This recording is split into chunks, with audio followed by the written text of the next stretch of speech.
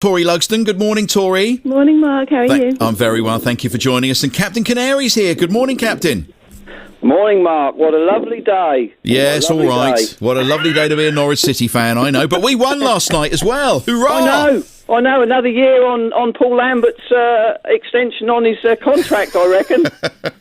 I bet you're so pleased. I bet you're so pleased there's no Life's a Pitch this year, aren't you? Not? God, yeah. You'd have been rubbing it in, wouldn't typical. you? Absolutely typical. Oh. You'd have been rubbing it in. Anyway, thank you both very much for joining us. And Tori, we're going to start with you today. And underwear that rides up. Well, Mark, it's a real problem, isn't it? Don't you think? I think every single one of us that wears underwear has had the problem when it gets stuck and you don't know what to do. And do we need to change society to be able to say, I'm really sorry I've got a wedgie, and just crack on and get it out? Because my children do. They don't have any shame about it, but there's nothing worse than when you walk around a supermarket and oh, God, this really hurts. This really, really hurts. And I was of the big pants school until I was out for dinner with my friends. And we were all talking about underwear, as women do, you know. Yes. And they were all like, oh, yeah, we're back in thongs. I'm thinking, what? Go back to this stage to try and maintain your joyful youth. And then you're walking around the supermarket feeling as if you're being cut in half. So I think we need to change society for us to be able to announce, I'm terribly sorry, I've got a wedgie. And just gently, we don't need to lift up the old skirt or anything, but, you know, gently remove it. You're able to adjust or do what you need to do, yes. Well, boys do, men do, don't they, if they need to readjust? Yeah. Do you, Captain, if things are a bit uncomfortable? Yeah, well, I'm always getting told off for readjusting. That's the problem, you see. So it's you've either got, in Tory's case, you've either got to go back to the old Bridget Jones's Tory, or there is always you're going to, go commando. I don't know. I think it's a slippery slope if I go down the old Bridget Jones just yet. Well, there was a big bit in one of the papers the other morning saying that, that big pants are okay again. I can't remember who it was, but it was someone very well known, was modelling lots of big pants, and she looked okay in all of those. It was fine. Well, I'll give it a whirl and see what Ben says, and I'll let you know. But thongs on a man or a woman, really? Whoever thought that was a good idea? No. Can you remember that picture of Peter Stringfellow, Mark? Peter Stringfellow on the beach in his budgie smugglers with the thong up the back, yeah. Terrible. Awful. Come on, us girls need something to look at on the beach for a giggle. What, Peter Stringfellow in a thong? You put your sunglasses on, you can sit there like, look at him. Oh, dear. No different to us with a bikini. So, yeah, sometimes you adjust, and it is easier for a man to adjust than a woman, so you'd like a bit more... I think we should make an announcement. Just say, I've got a wedgie. Yeah. And that's it, and it becomes the norm. Well, you talked about a supermarket. Maybe you could get an announcement over the tannoy. A lady in aisle 4 would like to adjust her underwear. Well, it's like bras as well. You boys won't understand this, but a bra is a very complicated item, and they are very, very tricky, because you can have the perfect bra that's perfect for many, many months, and then suddenly it lets you down, and you've got one hanging out the bottom, or one folding over the top, or a strap. It's a very complicated thing, and there's nothing worse than reaching up for something in a supermarket and one dropping out the bottom. It's uncomfortable. Do you know what? There'll be quite a few people keen to know where you do your shopping so they can follow you around. Oh, look, there she is, pulling her pants out. I think there'll be a lot of people empathising with you, both male and female, today when it comes to those sort of adjustments. And Captain, you want to have a bit of a moan about people who snore? Well, no, being a snorer myself, I don't particularly want to moan about people who snore. I want to moan about those that moan about us that snore when you know, in fact, that they snore themselves. I have a running issue with my dear, dear wife at the moment. Not only does she not use a toothpaste tube very well... Has she not improved since your last appearance on this show? I did. Well, we bought some new toothpaste where the tube is actually sort of like self-inflating, so it doesn't actually have that problem now. It's quite good. They've sort of like the manufacturers cottoned on to this, I think. But I'm always getting moaned at for my snoring by Julie, and I know for a fact that on the odd occasion she snores herself, but she will not have it. And it just it gets you down. You get to that age where you get a bit older and you start to snore, and then she tells me I'm going to have sleep apnea and I'm going to stop breathing and die in the middle of the night. And oh my God, it's terrible. You know what you want to do? Record her. That's what I do with Ben. Record it so he can hear it.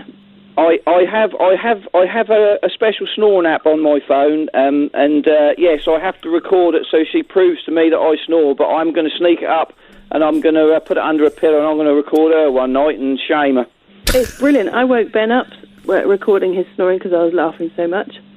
Yeah, it is awkward. I know if you do sleep near someone who snores, or if I drop off in front of the telly and they're trying to watch something and I'm snoring away, I can imagine it's annoying, but I can't be doing with people who moan about people that snore when you know they snore themselves. Yeah, I love a good snore. It's all about. I bet you do. It's all about the volume level, though, isn't it? You know, I've been on holiday with people, and no names, no pack drill, and the whole house rattles. The whole apartment rattles, you know, and they'll say when I do snore a little bit, and you think a bit. I know what you mean. That's like when the duvet goes up and down when you start to snore. Yeah. Yeah. You know you've got a quality snore though, because I always wake myself up. It's like a massive and you look around. When I used to have to go to London for work and fall asleep on the train, and you wake yourself up snoring. It's like, oh God, did anyone see me? Still looking. Head on the shoulder of the person next to you, dribbling. Yeah, but it's a big snore. It's a quality. You've got a quality sleep when you wake yourself up with a massive snore. Well, I think we've covered a lot of ground so far this morning. So when the Grumpy Old Gits becomes a political party, we would like to have, the ability to adjust our underwear in public without anybody sniggering or passing comment. And we certainly do want people commenting on snorers if they snore themselves. So absolutely. I think the manifesto is growing. Hula hooping, Tori, as well. And Steph, you've had a go at this, haven't you? I tried, and every other lady because we did lessons via Zoom, and every other lady on the lesson could do the hula hooping as if it was the most natural thing in the world. And I just looked a plonker. I literally could not do it, and I bought the proper hoop and everything. Oh, you'd invested in a hoop? Yeah. Oh, my goodness. And Tori, this is a thing, isn't it now, hula hooping? It seems to be lockdown 3 thing. So Joe Wicks was lockdown 1. I can't remember what I did in lockdown 2. Lockdown 3, hula hooping. There's a woman on Instagram and she does dances. And I was like, I can definitely be down for that. This week's dance move was the Macarena while hula hooping. So I ordered my weighted hula hoop because I've tried as many before. Ordered my weighted hula hoop, put it all together. I was like, yes, this is it. I'm going to be a TikTok sensation. Not a thing. I can't keep the blooming thing up. I'm covered in bruises. Yes. I look like something's wrong with me when I'm trying to do it. And then the children just pick it up. And the husband, they all pick it up and like, look at us hula hooping with this face on that I can't say on the radio. But they're just like casually walking around, eating stuff, hula hooping. And they think it's really funny to like just stand there and wait and see how long it is before I react to the fact that they're hula hooping and I can't. Tori, I think it's because I don't know if we've changed our shape as we've got older, but my husband even videoed me because I said, video me so I can figure out what I'm doing wrong. And it's like, I don't move the proper way. Everybody else is moving one way and I'm going a different way. Well, and I've watched so many hula hoop tutorials now, and one says one foot in the other, and the other ones move your hips, and the other ones do this, and I've tried everything and all combined at once, and I'm actually just sitting here hula hoop actioning while I'm saying this, but... You be careful with your bra. No, I've got a good one on today. Mark, tighten my straps, they're looking magnificent. Excellent. But when I'm hula hooping, they really don't. But my hula hoop just won't stay up, and this woman says, catch it before it falls. I can't even get near it. It's down on the floor before I've even started. Yeah, likewise. They're all just there. So now, when they all start hula hooping, I just walk past and casually knock the hula hoop down. I have to. Captain, has this caught on in your part of Suffolk?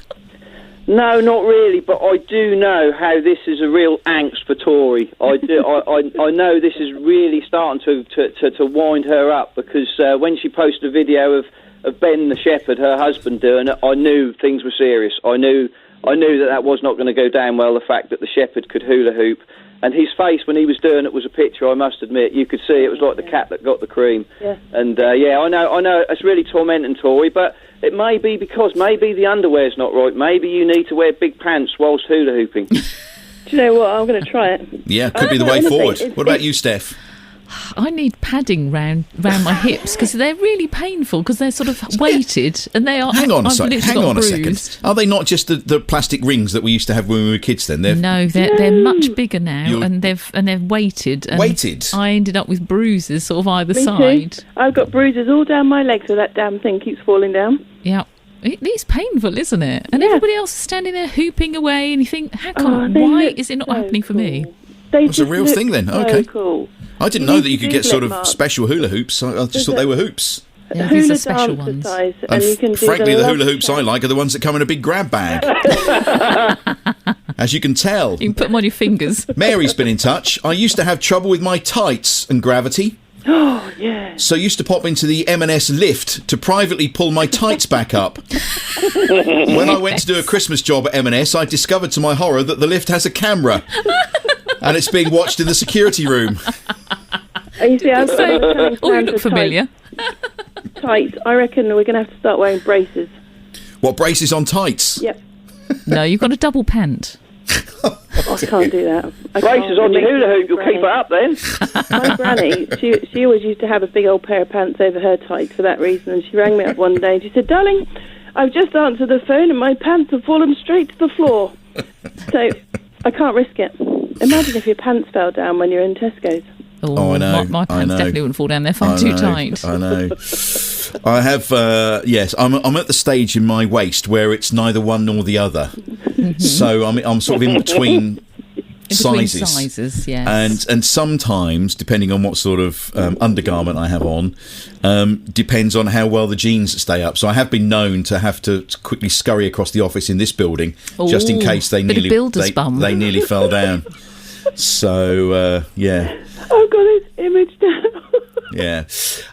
Look, we've got some others coming in here. Jonathan in East Bergholt. What annoys me is when people, like Joe Churchill, the Bury St Edmunds MP earlier, who finishes every sentence with, "You know. If we knew, why are they on the wireless telling about it?" Says Jonathan. Good one. You know. I mean, that's a football cliche thing, Captain, isn't it? You like your football, and, a lot of footballers come out with those kind of things, you know. They do, you know, and I know when I've been on the radio, people have said to me, "You say you know a lot." You do say you know a lot, so I think it is one of those things that it's how you finish a sentence. You say, "Oh well, so and so went to so and so yesterday," you know. I think it might be either a Suffolk or a Norfolk thing as well, you know. Could be. Apparently I used to say marvellous a lot, and people used to pick me up on that, so I had to write a little note and put it in front of me. So I right in front of where I sit, it said marvellous. So every time I went to say it, I would not say it. I've got a farmer neighbour who says absolutely after everything, and that is bloody annoying. Yeah, we literally just said that. I tried to ban absolutely on this show many years ago. We asked people to call in and say, what is the word that you hate the most? And at that time, it was absolutely.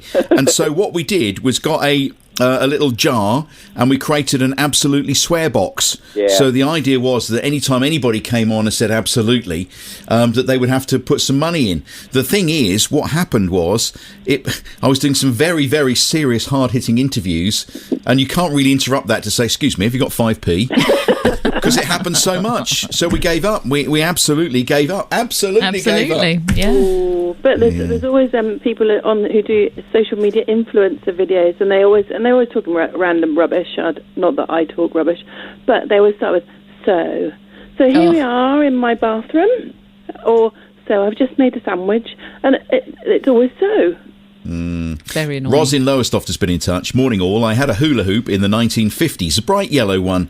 All the kids had one. I was the only one who could not keep it up. I also have trouble with my tights. One size tights are okay if you have one size legs. At 4'10", it does not work, says Ros. You wouldn't need a bra, would you? No. Anyway, look, we've got helpers at hand when it comes to hula hooping, because Abby Close is with us now, and Abby Close set up some classes to teach people how to hula hoop, and she's on the line to us right now. Good morning, Abby. Good morning, how are you? Very well. We have Steph and we have Tori here, who are bruised and battered after trying hula hooping. I'm hula hoop now. Yeah, get it out. Excellent. I've got it. Where are they going wrong, Abby? They're not going wrong. I've had Steph in my classes, and she was great. No, it was terrible, Abby. Just be honest. I've already told people I was the only one that couldn't hula hoop. It's fine. The secret's out. Have you been practicing? Well, to be honest, no. It's like all them other crazes. It's like all them other crazes she tries. It's the back of the garage now. Yeah, that's the thing. It'll be on Facebook Marketplace, that hula hoop, before you know it. Oh dear. No. Do you want to do a live lesson then, Abby? Have you really got your hula hoop there, Yeah, Tori? it's in my hand. Okay. Oh, fabulous. I don't know how I hula hoop and hold the phone. Tuck it under your Might be a chin. little bit of a problem. It's all right, it's all right. Yeah. So with the hula hoop, you want to make sure it's firmly on your back, so right in the centre, just below your rib cage. And then you want to give it a big push in what I call your comfortable direction. So for most people, it's to the left. For others, it's to the right. Kind of go with what you think is your natural flow. And you want to give it a big push, so lots of momentum to get that hoop spinning. And that is the big thing when you're first learning. So the momentum is what keeps that hoop going from the word go. And then if the hoop is starting to spin, you basically want to be rocking your legs from side to side. Again, in just a little bit of a rocking position. I'm doing it. The hula hoop's not going round, but I'm rocking. Oh, fabulous. And it's adding those two together, and essentially over the weeks of you practicing, it then starts to click. So the rocking, the spinning, and then amazingly one day you're like, okay, I can do it. And I actually had a lady last week who joined me, and within half an hour she managed to get it. And she was great. So it is kind of just keep going at it. And it is a thing now, Abby, is it? People are sort of signing up to do this. Yeah, massively. And I've just seen on quite a few shops online, they've actually sold out of hula hoops. So that shows that the craze really is there. Told you, I'm leading the way, Mark. I'm leading the way. Hang on a second. Let's Tori, go on, give it a go. Look, you've had some Hang on, expert I'm going to put instruction. the phone down and try it, okay? Yeah, we'll still hear you, don't worry. I'll try not to swear. Wait there. I might make a profit on my hula hoop if they're sold out. Yeah. Never know. Oh, yeah. Just go. Don't think it's gone well. No. I managed 4. 4. It was going there for a minute. That's really good. Right. And then the other thing is practicing saving the hoop. So with that one, as it starts to go down your body, you want to give a little bit of a squat down and then wiggle that hoop back up again. I'll squat down and get a massive wedgie, and that'll be that. Abby, I think you've got a way to go with Tori. I think it's good. I think some one-to-one tuition, I think, is what's needed. Yeah, definitely one-to-one. Captain, you just spend a lot of time on social media, and there's a couple of things that kind of wind you up. Yeah, I'm going to probably going to get deleted from a lot of friends' accounts now when I say this, but I am a bit of a social media geek type. I think it's a brilliant medium, but the one thing that I must admit it does make me start to gag a little bit is these people that are overly loved up and on social media and want the world to know. I mean, it has its place. There's nice little things that come on every now and again, but there are a few people who, whether it be on Instagram or Facebook or many other social media channels, they're just a little bit too gushy. Maybe that says more about me and the fact that, my wife moans about me snoring and me adjusting me pants and everything like that. But, oh my God, some of it is just too much. You might as well, it's a bit like voyeurism. It's quite scary at times, and I just think, oh, please, just, there's channels on late at night that I can watch if I want to do all of that. I'm going to check your friends list on Facebook. Love on there. Tori, do you see this as well? You're on social media a great deal. I do. I'd be delighted if my husband declared undying love for me on social media. I don't think it's going to happen, though. I think Simon's actually just jealous, I'm going to declare undying love for you publicly on the radio. Look, there we go. There you go. How's Yeah, that? no, You feel a it bit is. better about that? It is. It just gets a little bit too much sometimes. You get to the point where there's even. I'm shuddering thinking about it. But I had a friend of mine message me earlier who said about being on here and everything. You should. What about the parents who say how much they love their children? That's also quite intimidating because I thought, I do love them, but I find social media the perfect place to moan about them. Oh, absolutely. Same here. Here. It's not that I don't love them. It's a bit like the old Christmas round robin that you get, little Johnny's learnt violin and Samantha can now do black belt karate. It's about those kind of bragging those. stuff. We did I always have all my friends over on Christmas Eve when it's not COVID-y, and we did a couple of years alternate round robins. So actually we did all the bad stuff our children had done. So that's better. Billy got worms. Harry got told off a wing in the playground. That kind of thing. It's way more fun. Just do all the really bad stuff you've done. We're just writing that down. We're going to book you for Christmas Eve this year. We are going to do alternative round robins on Christmas Eve. Definitely. Excellent. I'm there. It's in the diary now. Captain, what you need to do is to get your best thong on and a rose between your teeth and, just get down on one knee with your Wellington boots on in the farmyard and, just smile up at Mrs. Captain and put that on social media. You'd be an instant hit. I'm sure I would. Why not? I just hula hoop at the same time. Why not? Yeah. You could go on TikTok and everything. You'd be a sensation. You would. A sensation of some sort. Oh, come on. There's your challenge, Lick. Dare you. And we've got time for one more here. And you have to be careful with this one, Tori Lugston, because morning people, you're amongst morning people here on a morning radio show. I know Matt wasn't overly keen when I messaged him and said that I thought morning people was a bit of a grump. It's not that I don't like them. I just don't like them near me. Because I'm in a family of 2 very morning people and 2 less morning people. I'm always awake early, but I just don't like to speak. And I find that people are very enthusiastic when they're morning people, aren't they? They're like, oh, come on, what are we doing? And they just talk, and I can't talk. I find it very difficult to be civil. Because all I want to say is, please go away. You should host the first hour of my show every morning. That would be great. That would be a great hit. Yeah. It's my dream job, Mark. Yeah. You watch out. It I know. is my dream job. Yes.